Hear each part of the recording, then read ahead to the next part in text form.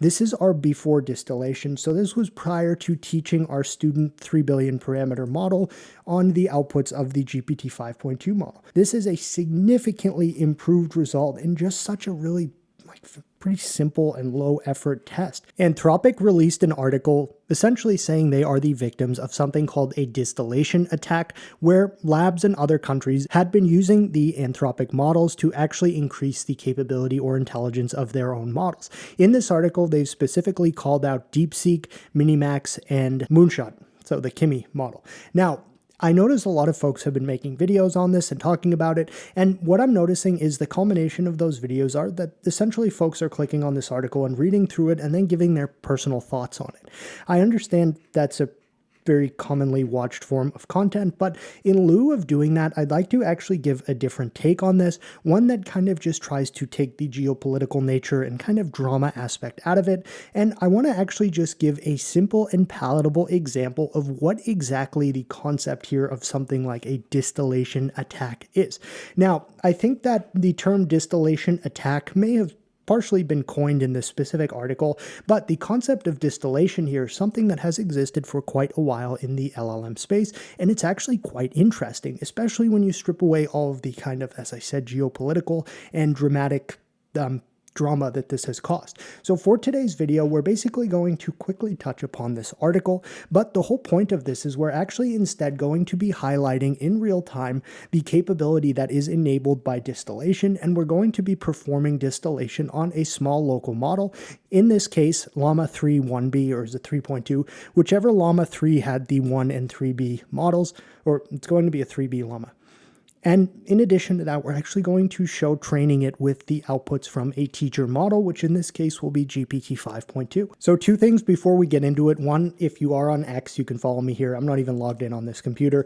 Two, oh yeah, this is the second thing. So maybe three things. I'm using the 5090 desktop behind me that NVIDIA was kind enough to just give me if I mentioned it a few times in videos. So I'm doing that. I didn't get any money for this, and I'll just put a sponsorship disclaimer just because I am using that computer. So with that out of the way, let's basically go ahead and I think I'll quickly skim this article, but mainly the focus is going to be on actually showcasing the difference in model performance when we perform this distillation, which, as we'll see here, is actually pretty easy to do and experiment with locally, which is a big part of the enjoyment for me personally. Now, to quickly touch upon some of the important things for our demonstration from this blog post, I think they give the perfect simple example of what distillation is right here, where they say distillation involves training a less capable model on outputs of a stronger one. And for today's video, we're going to be doing exactly that, where we show Llama 3B, a small 3 billion parameter old model at this point, with examples on making some web design tasks. And then we're going to distill answers from GPT 5.2,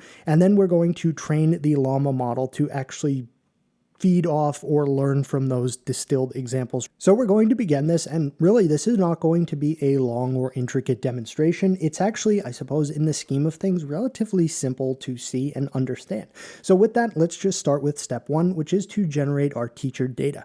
In this specific step, we're going to be using GPT 5.2 through my personal Open Router account, which I do have an API key for and I've paid for, and we're going to have it create 50 separate website generations. These generations are going to become our training data or distilled information from this model in order to teach our student model, Llama 3.23b, to better create aesthetically pleasing websites. Now, in lieu of just having to sit there and write through Open Router the prompts manually and then copy paste each 50 outputs, we're going to programmatically do this with this Python script, and we have a list of prompts that we're going to use to send.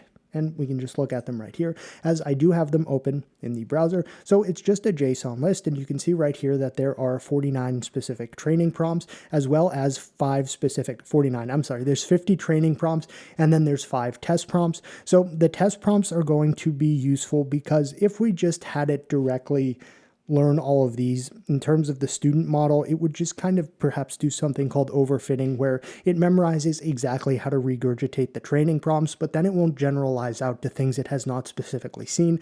So even it might make a fantastic website for Sweet Crumb Bakery, but then if we go down and have like a taco restaurant called Fuego Tacos, the mechanism to create the beautiful website would be the same, but it hasn't necessarily seen that, so it would probably fail horrifically. So we want to keep some prompts for testing purposes. And in addition, addition to that, we also have a system prompt designated here, just telling it like your front-end engineer, blah, blah, blah. And we do see that here in this blog post where it says what distinguishes a distillation attack from normal usage is the pattern. A prompt like the following, which approximates similar prompts we have seen, may seem benign on its own, where it just gives it like a system prompt right here or something to begin the task. But when variations of that arrive many times, we can kind of narrow it down. So I'm just including that here just to kind of better apply this concept to that article. So our first step here is to simply just actually run this generate teacher data Python script. And what's going to happen right here is this is just using the API to have GPT 5.2 chat through OpenRouter create these 50 individual websites. Now, as one would imagine, this could take a little bit of time because it's going to go at the speed that it would go if you type that into OpenRouter and it had to generate it. And we can see right here, okay, we received 5,134 characters, and then create a beautiful single page website for a dog grooming business. We're on 2 of 10 right now.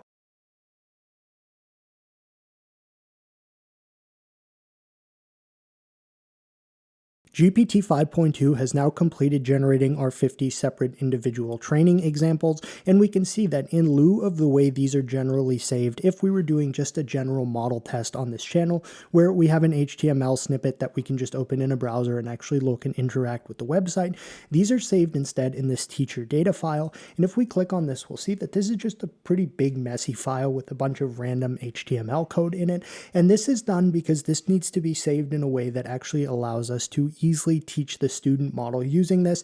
We can't just like give it raw HTML files. Well, that's kind of what we're doing here. We can't give it HTML files in the way that we're used to seeing them on this channel, where we maybe will open the browser OS test in a native browser and play with it. So just to quickly touch upon this, this is a way in which we're going to be able to have this data organized in a way that actually allows us to use it to teach our student model. And now our next step right here is, as we can see, we're going to run a baseline test on the Llama 3.23b model with our 5 held test prompts just to see how it does before our distillation process, and then we're going to actually do said distillation, and then we'll run these exactly again back to back so we can see side by side how the results have differed in generating the same hidden sample prompts. They're not hidden, but just held out test results. So what we're going to do right here is just run this model so that it generates 5 separate HTML files for websites contained in our held out test prompts, and I will paste that here.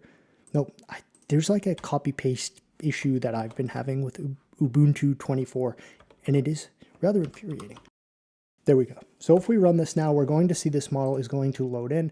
It will be reflected right here in our NVTop dashboard just to see GPU utilization and things like that. And it's going to have this model generate these 5 little sample pages, which we can actually then go and open in a browser. And now the difference between what we're seeing here and what we just did with OpenRouter is these were all being created on the cloud, as OpenRouter was just serving us through which provider was serving it, the GPT 5.2 model. Instead, we're doing these baseline tests locally now, and that's why the GPU utilization has jumped up massively, as it's running 5 individual test website generations with this Llama 3.23b model.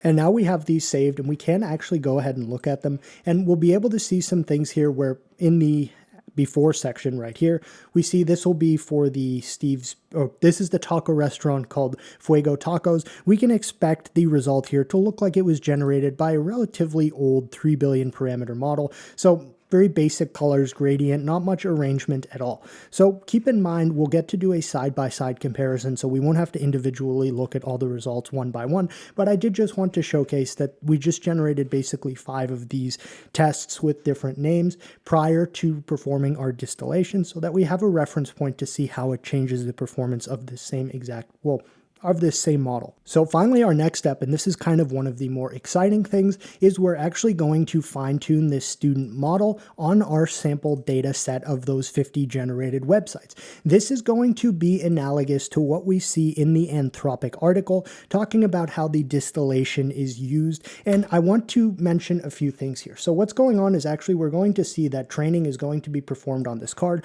We're going to get some information here, such as the hyperparameters for this training run, the number, progress, the epochs, or I'm bad at pronouncing that word, epoch, I don't know. So regardless of that, we're actually going to see some pretty heavy GPU utilization right here, and the VRAM has jumped up now to around 21 gigs of utilization, and this is our training process. We have other information here that would just give us some insight into, I suppose, how the model is doing in learning in this training run. And again, this video is not designed to be like a technical deep dive on any of this. I just wanted to provide a more visual and palatable way to understand what all the hype about that article is without touching on any of the politics and things like that. So literally what's going on right here as we're performing this training run is essentially what they talk about here when essentially what would be done with these distilled answers. So keep in mind that the methodology in how these distilled or supposed distilled answers would be incorporated into those model training runs is not necessarily the same as just doing like a Q-LoRa fine-tune, but it's just an analogous, similar way to show that this is kind of what is being described in that article, where the teacher model generated those 50 outputs. The student model, which we have right here, is actually now learning from those outputs, and then we'll be able to get a visual side-by-side comparison of how this model performs on our test sample prompts before and after this training or fine-tuning, which is about to wrap up right now. And I want to just make it known, and I'll probably talk more about this in the outro, just there are a lot of differences in methodology in which the distillation attack data would be used for training those big, large models. But again, this is just kind of like a light touch on it.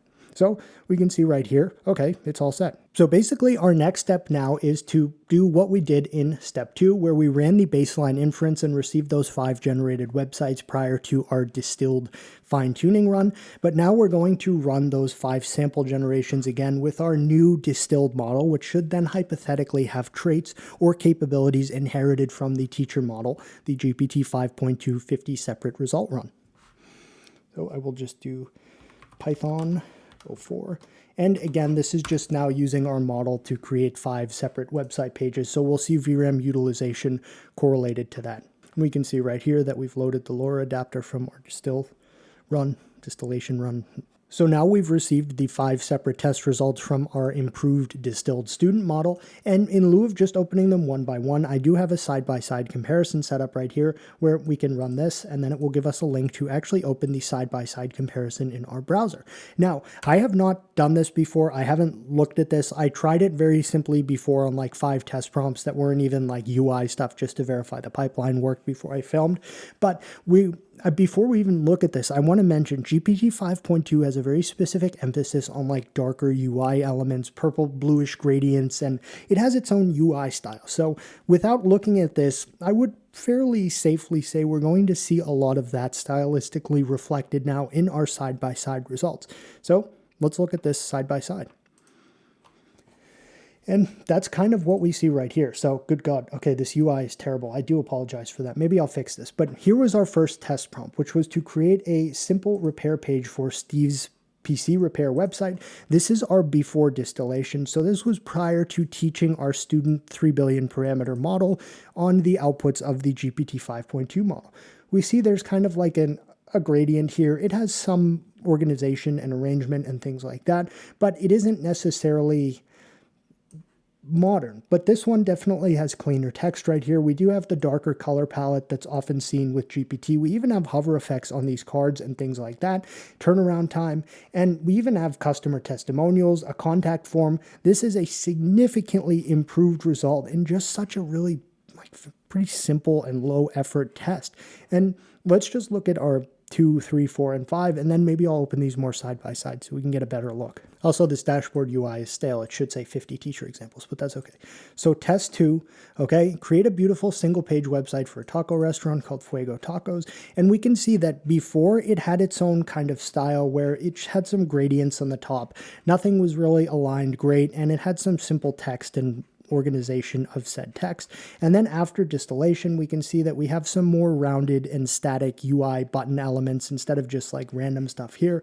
And everything is more cleanly arranged. We have again those hover effects. So it's almost interesting and cool to see. And this kind of drives home what I wanted to highlight in a much simpler manner, is that prior to this model kind of had its own way of doing these UI things, because while these are different websites, they're similar enough that the model will have like a kind of learned way that it likes to generate these UI elements. But following this distillation, we can see that that has kind of changed across different examples. So it has the header, it has the circle or oval button right there, hover effects and things like that. And if we scroll down, okay, contact us, menu packages, visit us, and this is just a bit cleaner and more organized. We have a nicer footer and things like that as well. Interestingly enough to note is the 2026 is now shown as well. And we see that here. So, well, this one doesn't even have a footer, but because we train this off of a much newer and more modern model than the student model was prior to distillation, that can also probably be seen in that. Next up, okay, wag and walk.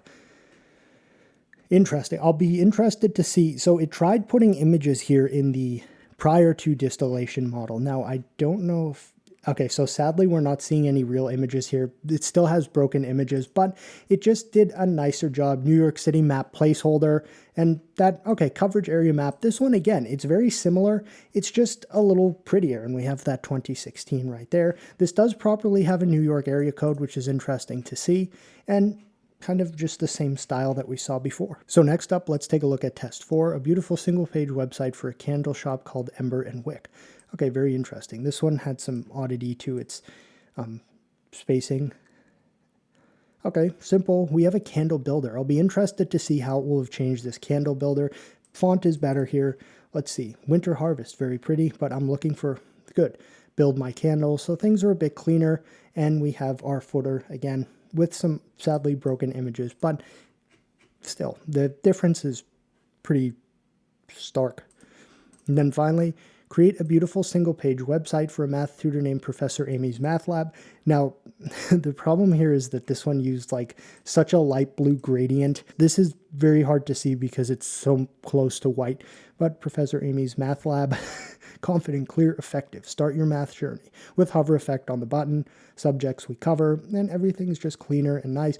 We even have a little like decent looking statistic card here for things like that. The pricing plan, standard plan, contact Professor Amy, request tutoring session, and then a much cleaner footer. So now I'll pull these up side by side just natively in the browser so we can get a better look at them, but I wanted to first show them just in this specific UI design to like compare them. So here's a much better side by side, but I wanted to do the designated web UI first prior to this. So we can see our Steve's PC repair result first, where it was kind of functional, but this is about what you would expect from this specific model.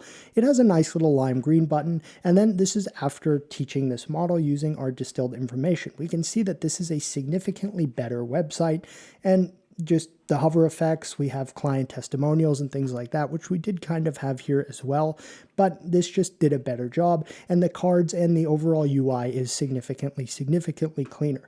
Next up is the Fuego Tacos, and again, these are all pretty similar in terms of the way it made them with these weird gradient headers and then these static items down here. So let's look side by side now at that, and again, simpler, but much cleaner, and I do like the color chosen here. I do actually see this in like some restaurant menus, that specific color that's chosen. So again, we have a significant increase in just the cleanliness of our result with such a minimal amount of like effort. So here's catering and events and things like that. Location, visit us, okay? And just overall, a much cleaner and better result. Next up, we had our wag and walk. This was a particularly bad result where it didn't even really have any like colors or anything.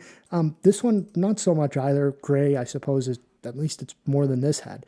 And we can see, again, hover effects. We have much better just organization here. The map placeholder was something that was actually kept just in terms of before and after distillation, but then we had a nice footer as well and a much nicer contact and sign up form here. Even seeing like, tell us about your dog breed size and energy level. So even stuff like the fact that it knows to fill in placeholders here for these specific things instead of just having them next to that shows one of the more modern and capable ways a model would handle this specific task, like GPT 5.2. So next up we have here Ember and Wick. Again, kind of messy and very simple with not a lot of colors. This one's significantly better. We have our custom candle builder, which is significantly cleaner and just organized nicely and things of the sort. Following that, just a nice footer and about us. A nicer font here as well. Then finally, we have our Professor Amy's math lab, not to be confused. And then we can see it basically was the same as all the other results. We have some nice blue text right here instead. I don't see hover effects on this website though. We do have some student results, and this is definitely a place where this really excelled over the previous model, where student improvement stats versus this looks significantly better. And scrolling down, we have some pricing cards, and then basically it just did a much better job organizing the elements that it chose to put on the page. And we have our footer. So what exactly does this show us? What we have right here with these side-by-side comparisons are things that were not initially contained in what we had our teacher model generate. So our teacher model never generated a website for Steve's PC repair. Therefore, this shows the model didn't necessarily learn how to make a website for Steve's PC repair.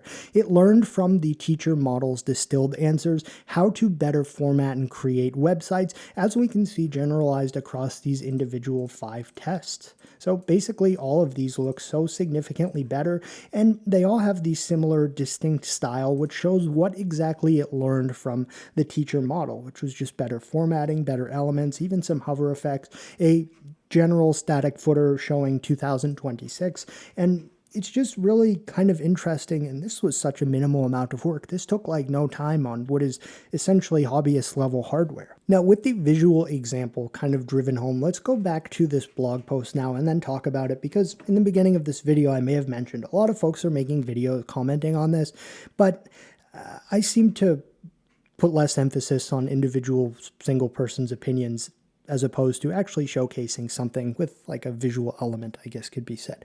So with that, what we just did is a very, very simplified way to explain what goes on in this article. And at the beginning, I mentioned I don't want to get political. I test all of these models on my channel. I have significantly less interest in the politics of this stuff. My interest is solely in the technology, and I find it fascinating. So understand that's the lens in which I'm operating from. And beyond that, I don't find it as prudent or would really provide any benefit to share my opinions on any of the specific things in here in terms of the geopolitical aspects of this. With that though, let's just look at this. So we just did 50 results, 50 examples from GPT 5.2 in a tiny little 3 billion parameter model. And we saw a significant improvement in capability. So we can see right here, they're mentioning 150,000, 3.4 million, 13 million. And again, we just showed it the end result. That's basically like saying, oh, I'm going to eat this Krabby Patty and then try to figure out what exactly was in it so I can make a better one.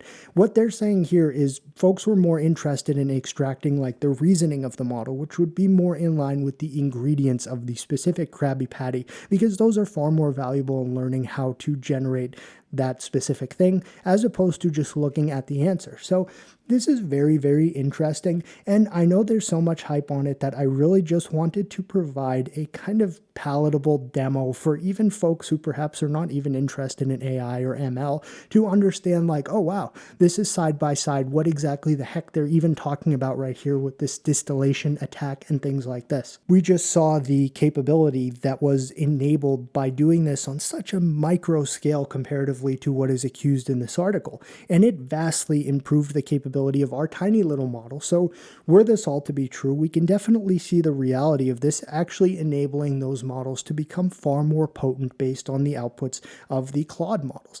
And again, it basically boils down to, well, is that frowned upon, or is that like how you're supposed to use AI, considering AI was trained on like internet data and corpus that humans created? So it's a very messy geopolitical and like dramatic thing. So I wanted to kind of just not have to talk much about that and demonstrate what exactly this is even referring to. And I hope that this provided some level of understanding in the actual underlying distillation process here to give more insight and perhaps level-headed judgment on this article. I know a lot of influencers lately have really been just like piling it on Anthropic because like they banned the OpenClaw access and sent a cease and desist to change the original Claude name. I will say, I've seen a lot of folks now start to like pile on the Anthropic hate who have been like at OpenAI's headquarters and stuff like that, testing their models. I don't think Anthropic is very friendly to influencers, and I do believe there may be kind of an ego component to some of that hate where like, they never respond to me, how dare they? Like, ugh. I don't have any specific love or hate for Anthropic. I use their models. They're good. Would I like them to show some more love rather than hate towards open source? Absolutely. They've never had an open source language model, which is not something that can really even be said for OpenAI, where they have the GPT OSS model. Now, people may comment and be like, that's still not open source because they don't show us the entire replication of how it was made. For all intents and purposes of what I care about, it's open source enough that puts them in some good standing. And I don't see that from Anthropic, but regardless of that, their business, they're trying to make money, and they're trying to get a competitive advantage in what is turning out to be a very, very important sector of science. So again, I wanted to just showcase distillation, and I know there's so much hype on this, and basically I wanted to be not another talking head who reads this article and then just gives my opinions on this without anything behind them. So with that, that is going to wrap up today's video. If you have any questions, please feel free to leave them in the comments or join the Discord and ask them there. I'm more active there, and thanks for watching.